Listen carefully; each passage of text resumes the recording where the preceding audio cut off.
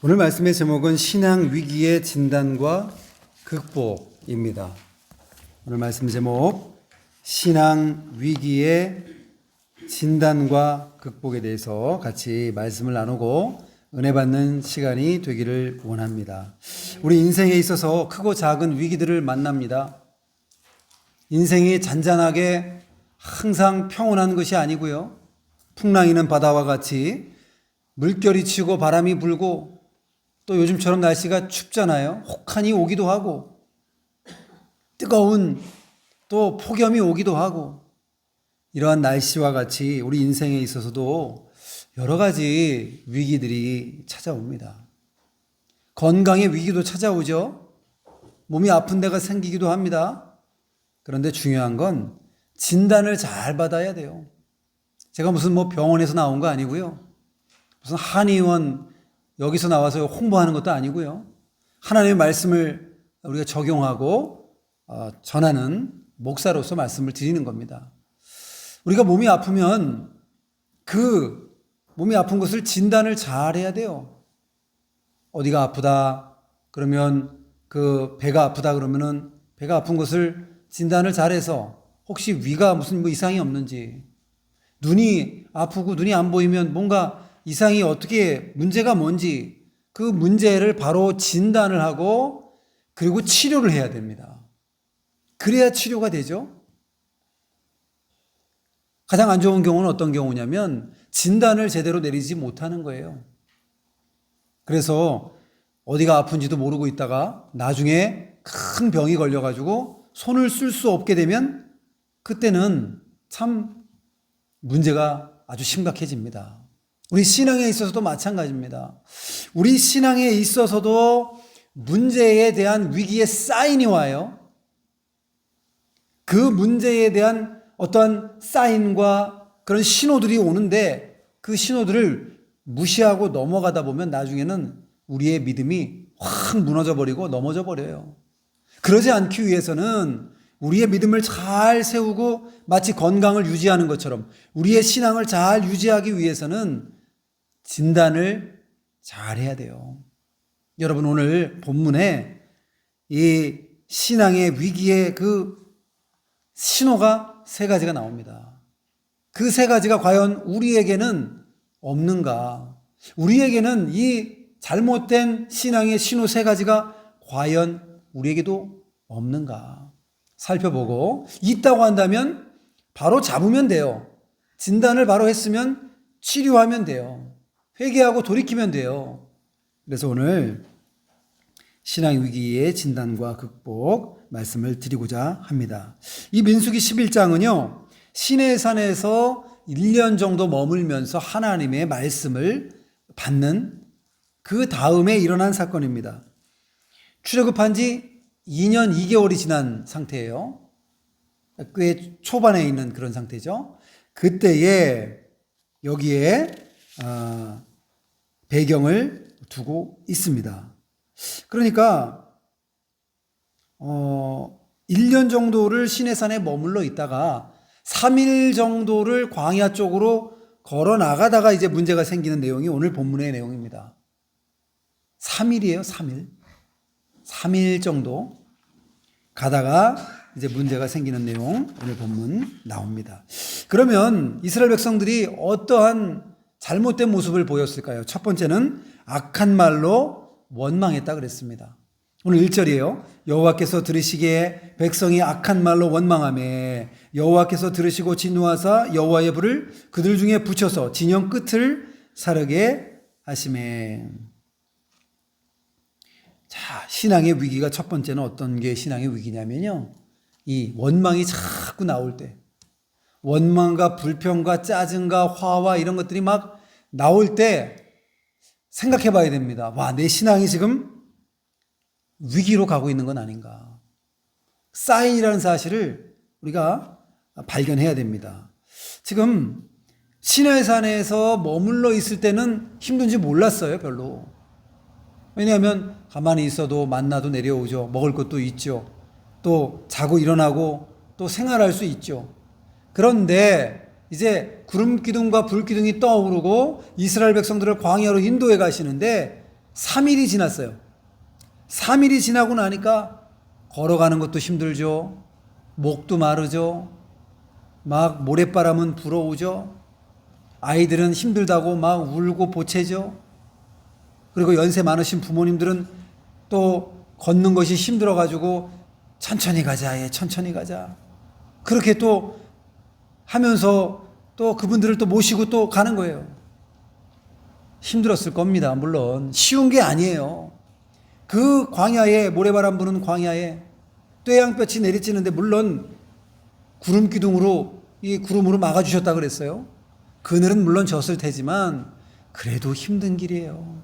제대로 된 무슨 등산화가 있었겠습니까? 뭐가 있었겠습니까? 제대로 된 옷이 있었어요? 모자가 있었어요? 뭐 선크림이 있었겠습니까? 없었습니다. 그런 거 없는 가운데 걸어가다 보니까 이들이 원망이 나오게 됐어요. 그래서 이들을 아주 이해를 못하는 건 아니지만 그래도 원망이 나오는 것은 아주 큰 문제입니다. 왜냐하면 하나님께서 이 원망을 들으시고 다 아셨다 그랬습니다. 자, 1절을 다시 읽겠습니다. 여호와께서 들으시기에 백성이 악한 말로 원망하며 여호와께서 들으시고 진노하사 여호와의 불을 그들 중에 붙여서 진영 끝을 사르게 하심이. 하나님께서 다 듣고 계셔요. 다 알고 계셔요. 우리가 잘합니다. 하물며 하나님께서 딱 우리를 지켜보시고 우리와 함께 하시는데 우리가 어떻게 잘못된 길로 갈 수가 있겠어요? 어떻게 우리가 원망하고 불평할 수 있겠습니까? 이 원망과 불평은요, 다 하나님을 향하고 있어요. 그래서 출애굽기 16장 8절에 보니까 너희의 원망은 우리를 향하여 함이 아니요 여호와를 향하여 함이로다. 원망은 결국 최종 목적지는 어디냐면 우리의 원망의 목적지는 결국은 하나님이에요. 하나님 왜 이런 환경을 만드셨습니까? 하나님 왜 이런 사람을 붙여주셨습니까? 하나님 왜 제가 이렇게 실패하게 하십니까? 라는 원망을 하나님께 직접적으로 하는 것은 아니지만 사람에게 할 때에 그 원망이 결국은 하나님께 돌아간다고 오늘 출애굽기 16장 8절에 그 원망은 결국은 하나님을 향한다라고 기록하고 있는 것입니다. 하나님께서 진노하셨죠. 진노하셔서 진영의 끝을 살라요. 성경에 보면 이스라엘 백성들이 얼마나 원망을 자주 했는지요. 원망이 아주 습관이에요, 습관. 여러분, 우리의 입술과 우리의 말과 우리의 태도가 어느덧 습관이 되어버립니다.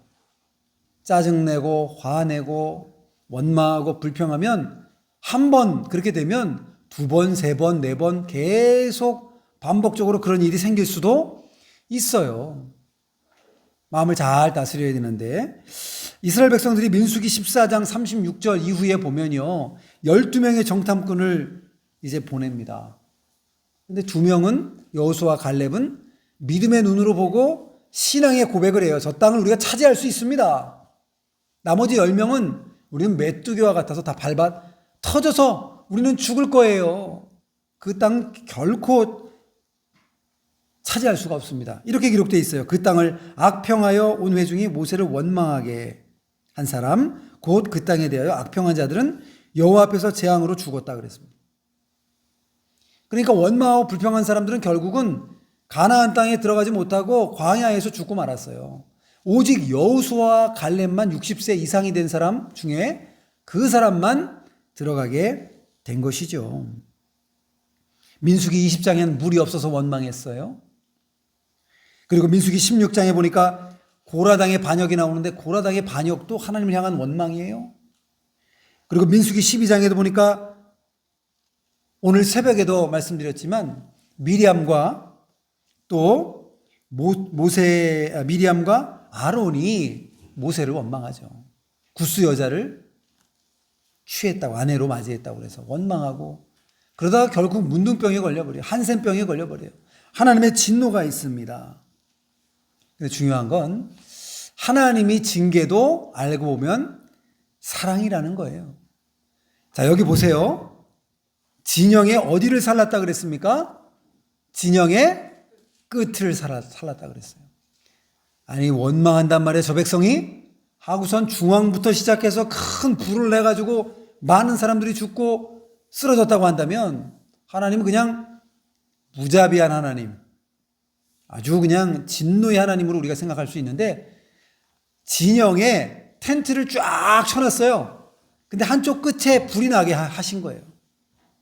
하필 왜 진영의 끝에 불을 살을까요? 회개하고 돌아올 기회를 주시는 거예요. 한 번에 하나님께서 그냥 우리가 잘못할 때마다 징계하시고 치시면은 살 사람이 아무도 없어요. 우리가 잘못할 때 하나님은 우리를 처음에는 부드럽게 징계하십니다. 뭔가 문제가 인식할 수 있도록 하셔요. 진영의 끝을 불을 사르는 것처럼 아주 작은 타격을 입혀가지고 깨닫게 하셔요. 그때 회개하고 돌아와야 되는데 그걸 깨닫지 못하면 그 다음에 더더욱 큰 진노와 어려움들이 있는 것입니다. 우리는 왜 원망할까요? 하나님을 인정하지 못하기 때문에 원망해요. 하나님을 인정하지 못하기 때문에 불평해요. 나에게 있는 상황이 물론 실패할 수 있어요. 사람이 실패할 수 있잖아요. 넘어질 수 있잖아요. 아이들 운동장에서 운동회 할 때 달리기를 해요. 그러면은 달리기 선수들이 막 잘 달리는 아이가 어느 날 넘어질 수 있어요. 너무 잘 달리려고 하다 보면 넘어질 수 있습니다. 넘어진 게 잘못한 건가요? 넘어질 수 있죠. 어쩌다 보면 넘어질 수도 있는 거예요. 우리 인생 살다 보면 실패가 잘못한 겁니까? 실패도 할 수 있어요, 우리가. 그때에 우리는 하나님을 원망하면 안 돼요. 그때에 하나님을 인정하는 거예요. 하나님, 뭔가 하나님의 원대하신 뜻이 있는 줄로 믿습니다. 잠언 3장 6절에도 보면 너는 범사에 그를 인정하라. 그리하면 내 길을 지도하시리라. 하나님 인정하는 거예요. 제가 부족해서 이러한 실패를 당했습니다. 인정하고 하나님의 그 뜻을 인정하면서 자기 자신을 살펴보는 거죠. 신명기 26장 17절에도 보니까 내가 오늘 여호와를 내 하나님으로 인정하고 또 그 도를 행하고 그의 규례와 명령과 법도를 지키며 그의 소리를 들으라. 참 인내하는 것이 우리가 참 어렵죠. 좋을 때는 하나님에 대해서 감사 찬송 올리기가 쉬워요.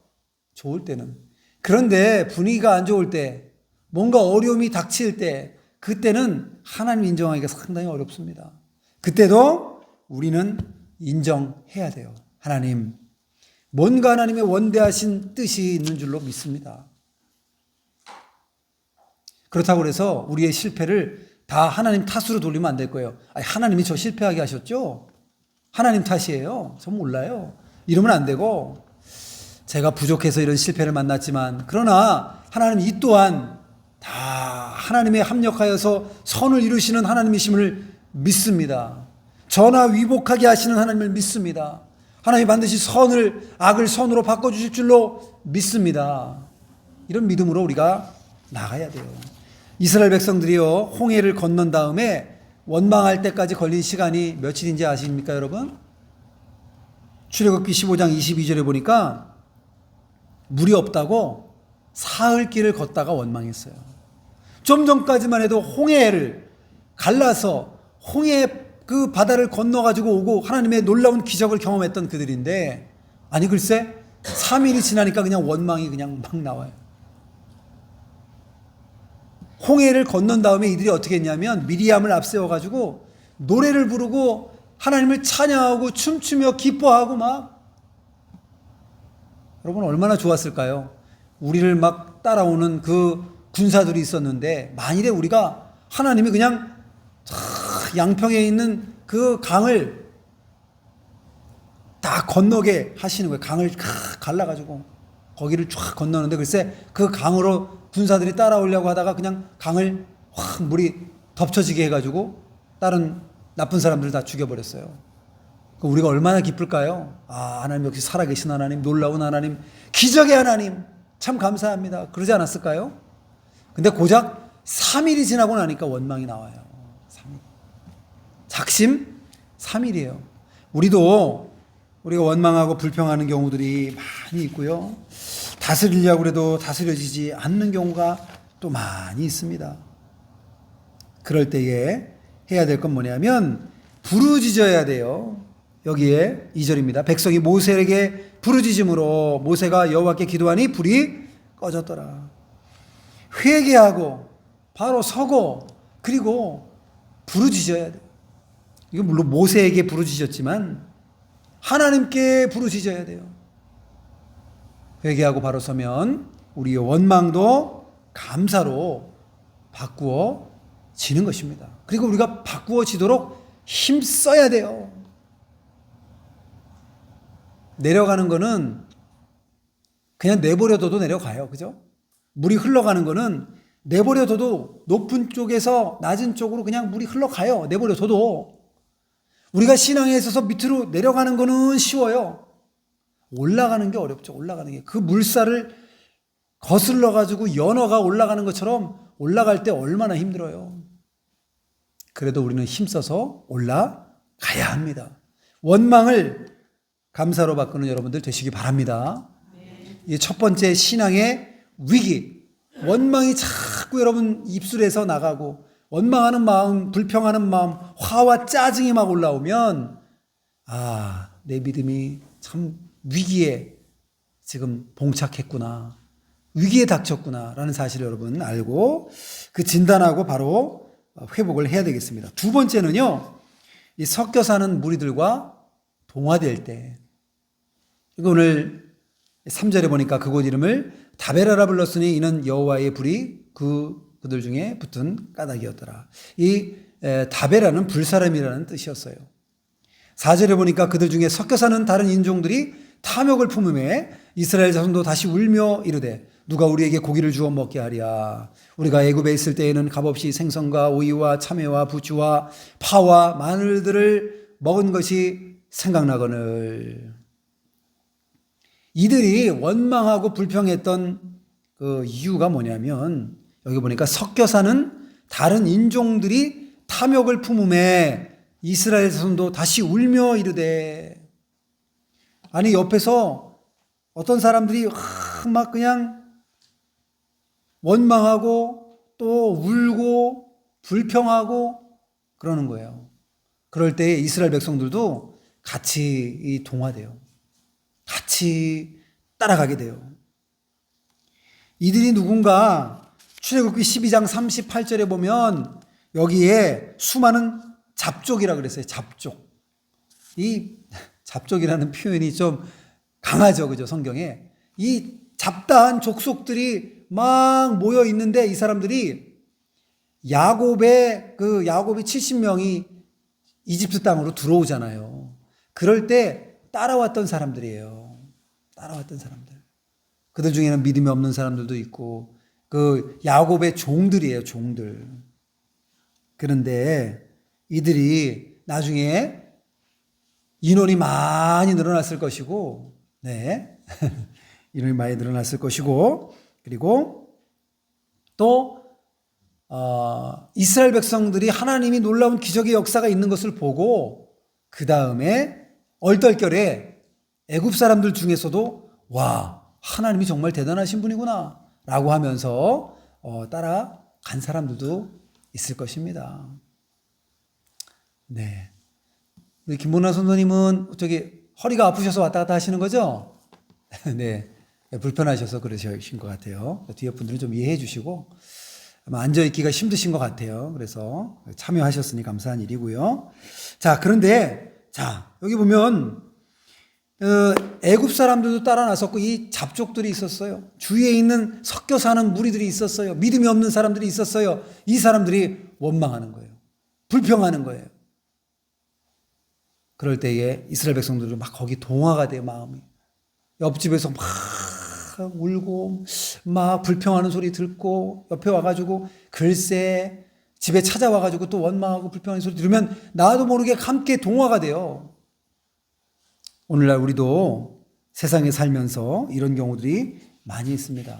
세상의 물결에 우리가 동화되는 경우가 얼마나 많습니까? 드라마나 영화나 TV나 보면 다 불륜이 나와요, 불륜. 아니, 아내와 남편이 있는데 왜 거기에 남자친구, 여자친구가 또 있어요? 직장에 가니까 직장에 아내를 좋아하는 남자가 있어요. 드라마 안 보시죠, 여러분? 드라마 그런 거 보면 저도 드라마 안 보거든요. 근데 그냥 우연히 뭐 이렇게 무슨 뭐 명절 때나 어디 이렇게 뭐 가거나 그럴 때 이렇게 그냥 틀어놓은 거 그냥 지나가다 살짝 봐도 내용만 봐도 그냥 그런 거예요. 그래서 불륜 이런 거 나오고요. 꼭 이것 때문에 갈등이 생겨요. 막 당연한 것처럼 막 나와요. 영화나 어디에나. 이런 세상의 문화에 우리가 동화되면 안 돼요. 동성애를 미화하는 그런 드라마나 영화 같은 것들이 얼마나 많이 나오는지요. 동성애가 꼭 나오고요. 미국 영화 같은 거 보면은 꼭 뭐 그런 내용들이 막 섞여져 있는 것들이 많이 나옵니다. 이런 것들, 세상의 문화, 잘못된 것들, 이런 것들이 교회 안에 들어오고 내 안에 들어와서 나를 침몰시키고 나에게 참 악을 끼치는 거예요. 우리는 세상의 문화가 우리에게 들어오지 않게 역청을 치러야 됩니다. 역청. 노아 그 방주 때 보면요, 방주의 안과 밖을 다 역청을 칠했다 그랬어요. 그 역청이 뭐냐면 아스팔트 칠할 때 그 까만 거, 피치 같은 거, 그런 걸로 칠하는 거예요. 그게 뭐냐면 방수제예요. 방수제. 여러분, 세상의 물결이 우리에게 들어오고 주위에 있는 사람들이 우리에게 저 사람도 그러는데 나도 그러면 좀 어때? 이런 생각이 들게 하는 거죠. 세상 사람들이 뭐 주일 뭐 성수할 필요 있어. 예수님 마음으로 믿으면 되지. 마음의 천국이지. 뭐 꼭 교회 가가지고 뭐 그렇게 해야 돼. 이런 신자들도 있어요. 예수님 믿는 사람 가운데도 뭐 교회 갈 필요가 있어. 무교회주의자. 그냥 집에서 예수님 믿어도 천국인데 뭐 교회 꼭 가가지고 뭐 그렇게 할 필요가 있고. 그렇게 열심으로 하나님을 섬길 필요가 뭐가 있어. 천국 가면 되지. 이런 사람도 있고요. 우리는 잘못된 가치관과 그런 것들에 쉽게 오염되기가 쉬워요, 여러분. 깨끗한 물이 있는데 먹물 한 방울 딱 떨어뜨려 보세요. 그게 글쎄 그 물 한 잔에 금방 쫙 퍼져버려요. 우리는 세상의 문화와 조리와 물결에 휩쓸리지 말아야 될 것이고, 불신앙의 목소리와 불신앙의 분위기에 우리가 휩쓸리면 안 될 것입니다. 이들이 뭐라고 했냐면, 여기 보니까 이 5절이에요. 우리가 애굽에 있을 때에는 값없이 생선과 오이와 참외와 부추와 파와 마늘들을 먹은 것이 생각나거늘. 아니, 값없이 먹었어요? 정말 그랬을까요? 이들이 좀 사 먹지 않았을까요? 이걸 값없이, 글쎄요, 값없이 애굽에 있는 그 사람들이 줬을까요? 이 말도 참 믿을 수가 없고요. 생선을 먹었대요. 오이와 참외와 부추, 우리 부추의 고장, 우리 양동이잖아요. 부추, 파, 마늘, 파와 마늘, 부추 이런 게 들어가면 얼큰하게 맛이 있잖아요. 간도 되고. 그런데 만나만 먹으니까 이들이 만나만 먹고 고기도 못 먹고 그런다고 하면서 불평하고 있는 거예요. 여러분, 우리가 두 번째 우리의 신앙의 위기는 언제 오냐면, 주위의 잘못된 불신앙의 사람들과 어울리고 불신앙의 사람들의 그 목소리를 듣고 그들과 동화되고 그들의 그 잘못된 문화와 습관에 우리가 젖어 들어갈 때에, 그때에 문제가 되는 것입니다. 골로새서 3장 5절에도 보니까 탐심은 곧 우상 숭배라 그랬어요. 탐심을 내는 것, 이 자체가 우상이에요. 욕심 때문에 우상을 섬기는 것이고 나의 욕심 자체가 우상이에요. 여러분, 그래서 우리가 과연 주위에 있는 사람들에게 영향을 얼마나 우리가 받고 있지 않은가, 나의 신앙이 온전한가 살펴보고 우리의 주위의 신앙에 휩쓸리지 않는 우리 모두가 되어야 되겠습니다. 세 번째는요, 마지막인데, 우리의 신앙의 위기는 만나의 맛을 잃어버릴 때예요. 여러분, 여기에 이제 만나에 대한 말씀이 나오는데요. 6절입니다. 이제는 우리의 기력이 다하여 이 만나 외에는 보이는 것이 아무것도 없도다. 만나는 가시와 같고 모양은 진주와 같은 것이라. 백성이 두루다니며 그것을 거두어 맷돌에 갈기도 하며 절구에 찢기도 하고 가마에 삶기도 하여 과자를 만들었더니 그 맛이 기름 섞은 과자 맛 같았더라. 밤에 이슬이 진영에 내릴 때에 만나도 함께 내렸더라. 세 번째 위기는요, 만나의 맛을 잃어버릴 때예요. 여기 만나가 가시와 같다 그랬는데 고수풀 같은 거라고 해요. 미나리과. 미나리 같은 그런 식물인데 거기 어떤 씨가 있는데 그게 아마 이렇게 동그란 씨앗이 있었던 것 같아요. 그런 모양 갖고 진주와 같은 것이라 그랬어요. 하얗게 진주 덩어리처럼 이런 것들이 막 텐트 위에 지붕 위에 막 내려 있는 거예요. 그러면 그거를 쓸어 담아 가지고 툭툭 먼지를 털어서 물로 좀 헹구겠죠. 헹구고 좀 지저분한 거, 그 다음에 그거를 빻아가지고 그걸로 빵을 만들어 먹은 거예요. 그게 만나예요. 이 만나의 맛을 잃어버릴 때에 신앙의 위기가 오는 것입니다. 이스라엘 백성들이 처음에 이 만나를 뭐라고 표현했냐고 하면요. 꿀 섞은 과자 같다고 그랬어요. 출애굽기 16장 31절. 출애굽기 16장 31절에는 꿀 섞은 과자 맛 같더라. 여러분이 먹고 있는 과일이 너무 달아요. 그럼 여러분 뭐라 그래요? 와, 꿀맛이야, 꿀맛. 꿀이야, 꿀. 꿀이 들어가는 것은 정말 좋은 표현이에요. 맛있다는 표현이에요. 야, 밥맛이 꿀맛이야.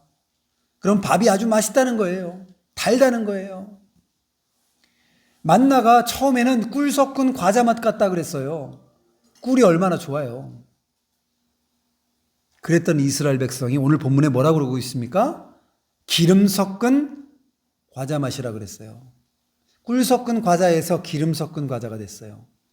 그래서 기름이 조금 있으면 좀, 기름기가 조금 있으면 그래도 좀 맛도 좀 있죠. 삼겹살도 좋아하시는 분들이 있는데 기름기가 조금 필요할 때도 있어요. 튀김 같은 것도 맛이 있을 때가 있고, 기름 섞은 과자는 꿀 섞은 과자보다도 조금 중간 정도의 맛, 그 맛으로 떨어졌다고 볼 수 있습니다. 그런데 이 표현이 나중에 민수기 21장 5절에 가면 어떻게 바뀌냐면 하찮은 음식이라고 그랬어요. 하찮은 음식. 만나를. 개역 한글 버전에는 이 박한 식물이라고 그랬어요. 천박한 음식이라고 그랬어요. 만나의 맛이 꿀맛에서 기름맛, 그 다음에 하찮은 맛으로 변질돼 가고 있습니다. 근데 만나가 변한 걸까요? 만나가 변한 게 아니에요. 그들의 입맛이 변한 거예요. 그들의 맛의 기준이 변한 거예요. 만나의 맛을 그들이 잃어버린 거예요. 잊어버린 거예요. 여러분, 신앙의 위기는 이처럼 맛을 잃어버릴 때 옵니다. 코로나 걸렸을 때도 우리가 이 입맛이 없었다고 그러잖아요. 코로나 걸렸던 분들 중에 이게 짠지 매운지 뭐 입맛이 단지 이 맛을 미각이 떨어진다 그랬었어요. 코로나 걸렸을 때 경험해 보신 분들도 있을 겁니다. 근데 중요한 건 만나라고 하는 것은 바로 상징적으로 하나님의 말씀을 상징하고 있어요, 여러분. 하나님의 말씀에 대해서 맛이 떨어지면 신앙의 위기가 온 거예요, 여러분. 몸이 건강하면 밥맛이 좋죠? 식사도 잘 하시고. 그런데 아니 밥맛이 없고 몇 숟가락 드셔도 그 다음에 도통 내가 이거 정말 좋아하는 음식인데도 이 음식을 먹기가 싫어지고 그러면 문제가 생긴 거예요. 문제가. 내 몸이 어딘가 이상이 생긴 겁니다. 마찬가지로 하나님의 말씀에 내가 은혜 받지 못하고 하나님의 말씀에 내가 그 맛을 느끼지 못하고 있다고 한다면 위기예요. 위기. 그것이 위기입니다. 이스라엘 백성들이 지금 이렇게 맛을 잊어버리고 있고 맛을 잃어가고 있습니다. 여러분들은 어떠십니까? 말씀의 은혜를 받으십니까? 성경을 읽을 때 은혜 받으십니까? 주일에 은혜를 받으십니까? 물론 은혜 받지 못하는 것 제 책임 크죠. 설교를 은혜롭게 잘해야 하고 또 기도를 열심히 하고 준비해서 또 이 영적인 음식을 만들어 드려야 되는데 제가 잘 못하기 때문에 여러분 은혜 못 받으실 수도 있는데요. 문제가 여러분에게 있을 수도 있어요.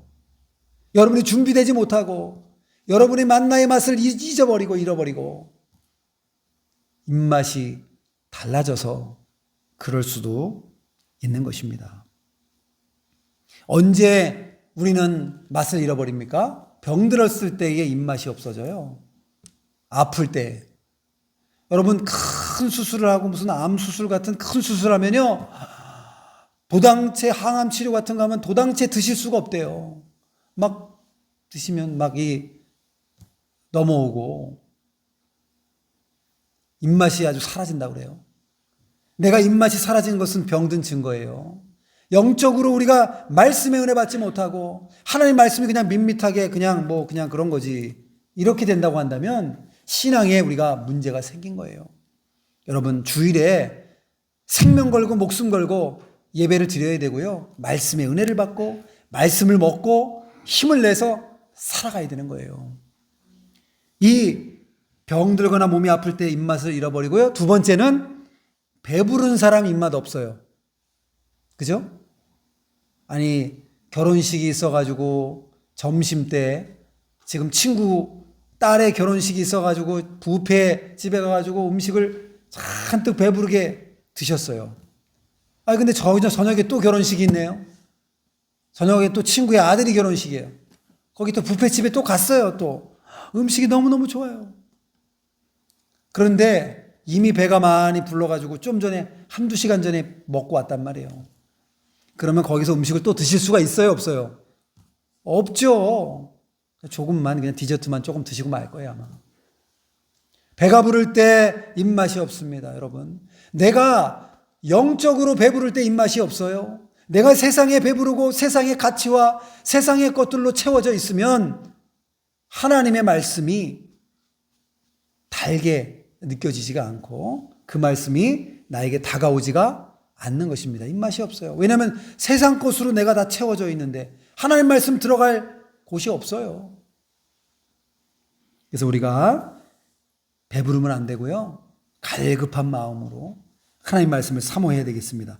그리고 또 입맛이 없는 경우 어떤 경우냐? 일하지 않으면 입맛이 없어요. 일하지 않으면. 시골에서 여러분 경험 다 해보셨죠? 아침 드시고 또 점심 되기 전에 또 배가 고프셔가지고 새참도 드시고 그리고 또 점심 드시고 또 점심 다음에 또 새참을 또 드시고 저녁까지 일하시는 거예요. 그래도 소화가 나중에 보면 다 돼 있어요. 배고파요 나중에. 여러분 일하면 배고픕니다. 일하면 밥맛이 좋아요. 교회 안에서도 봉사하고 은혜를 체험하고 하나님 말씀대로 살아가면 그러면 하나님 말씀이 나에게 다가와요. 나에게 맛으로 느껴져요. 은혜가 충만합니다. 교회에 봉사하면서 교회를 위해서 기도하면서 하나님 앞에 나아가면 어찌 하나님 말씀이 달게 들려오지 않겠습니까? 이 세 가지 우리가 못할 때에 만나의 맛을 잃어버리는 거예요. 병이 들 때, 배부를 때, 일하지 않을 때에 맛을 상실하고 마는 것입니다. 그러니까 저와 여러분 오늘 신앙의 위기에 대해서 말씀드리고 있는데 말씀을 이제 맺으려고 그래요. 어떨 때 위기가 온다고요? 악한 말로 원망할 때, 섞여 사는 무리와 동화돼 가지고 그들과 비슷해질 때, 세 번째는 만나의 맛을 잃어버릴 때에 신앙의 위기가 온다는 겁니다. 이 신앙이가 위기가 왔을 때 그럼 어떻게 해야 되는 것인가? 진단을 해야 되잖아요. 내가 신앙의 위기구나 이거. 정신 차려야 되겠구나. 그러고 나서 다시금 하나님께 회복해달라고 기도하고 열심으로 다시 회복하고 회개하고 바로 서면 하나님께서 또 은혜를 베풀어 주셔요. 문제는 내가 신앙의 위기가 왔는지도 모르고 내가 문제가 있는지도 모르고 그렇게 저렇게 있다가 나중에 보면 내 믿음이 그냥 확 무너져 내리는 그때가 오면은 손쓸 수가 없습니다. 참 힘들어요. 회복하기가 힘들어요. 그래서 여러분이 우리의 모습을 바로 여러분 진단하시고 또 이러한 신앙의 위기 가운데 여러분이 있다. 한 가지라도 여기에 걸리는 게 여러분 세 가지 중에 있다고 한다면 여러분 바로 회복하시고 또 바로 진단하시고 극복하시고 다시 한번 은혜를 회복하시는 여러분들이 되시기를 주님의 이름으로 축원드립니다. 기도하겠습니다.